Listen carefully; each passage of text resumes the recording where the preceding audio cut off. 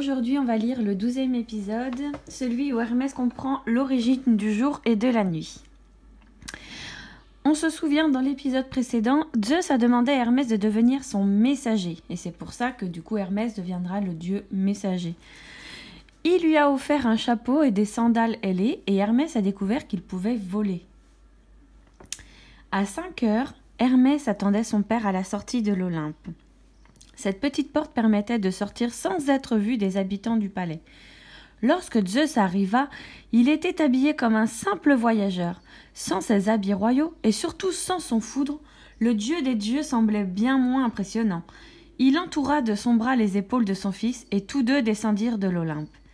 Hermès comprit alors que Zeus l'avait non seulement choisi pour porter ses messages à travers l'univers, mais aussi comme compagnon de voyage. Et il en éprouva un immense plaisir. Il se mit aussitôt à lui raconter mille et mille choses, et surtout à lui poser des questions sur tout ce qui l'entourait. Zeus s'amusait de cette curiosité sans fin, et ne cessait de rire aux plaisanteries du jeune dieu. Peu à peu, la lumière faiblissait, et les lueurs d'un magnifique coucher de soleil faisaient rougir le ciel. Hermès se tut enfin pour admirer le spectacle, puis il fronça les sourcils et murmura « Mais puisque tu es avec moi en ce moment, ce n'est donc pas toi qui commandes au soleil de se coucher ?» Son père lui répondit « J'ai confié ce travail à Hélios. Suis-moi, c'est le bon moment, je vais te le présenter. » En se promenant, Zeus et Hermès étaient parvenus au bord de l'océan. Zeus montra du doigt un palais d'une blancheur de lait à l'horizon. Ce palais semblait posé sur une coupe en or flottant à la surface de la mer. Ils s'approchèrent, et plus ils s'approchaient, plus ce palais était éblouissant. Il était si lumineux qu'Hermès en était aveuglé.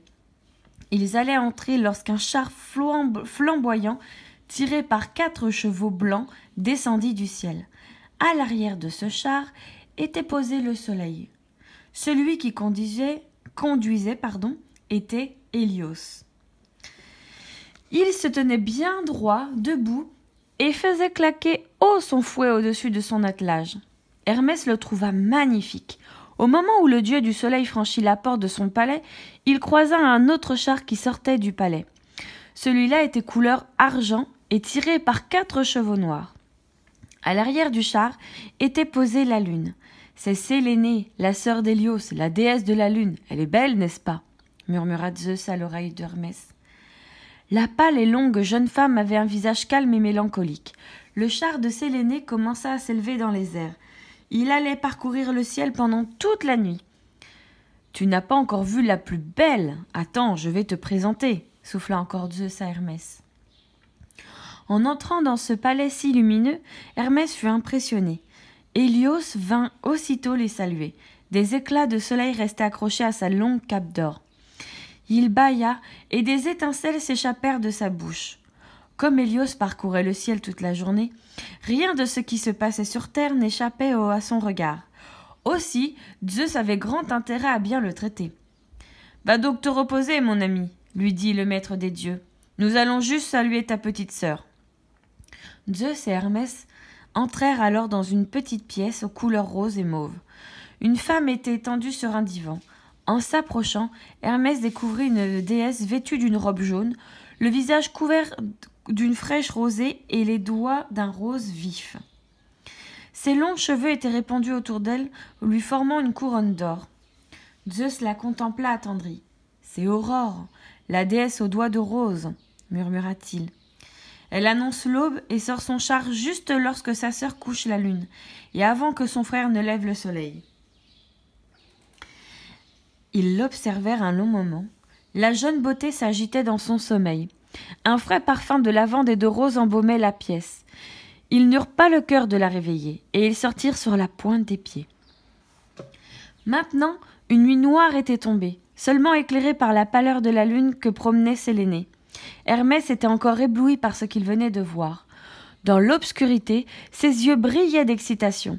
En regagnant le rivage, il aperçut une étrange montagne, une montagne qui crachait du feu.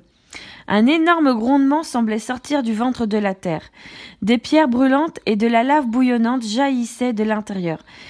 Des gerbes d'étincelles rouges et jaunes éclataient soudain dans la nuit. et une épaisse fumée accompagnait cette explosion. C'était splendide et effrayant à la fois. Terriblement impressionné, Hermès s'accrocha au bras de son père. « Papa, qu'est-ce que c'est » bredouilla-t-il. Zeus ne répondit pas. Hermès sentit le sol trembler sous ses pieds. Des blocs de roche dévalaient les pans de ces montagnes et allaient se jeter bruyamment dans la mer. L'eau en était rougie et brûlante. « C'est un volcan » murmura Zeus. « Mais d'où cela vient-il ? Qui provoque une chose si effrayante ?» demanda Hermès. D'un geste brusque de colère, Zeus détacha les doigts du jeune homme de son bras. « Ça suffit maintenant, rentrons, tu n'as pas besoin de connaître tous les mystères de la terre. » Zeus semblait très mal à l'aise. Ce qui se passait là sous leurs yeux échappait à son contrôle. Il n'en fallait pas plus pour attiser la curiosité d'Hermès.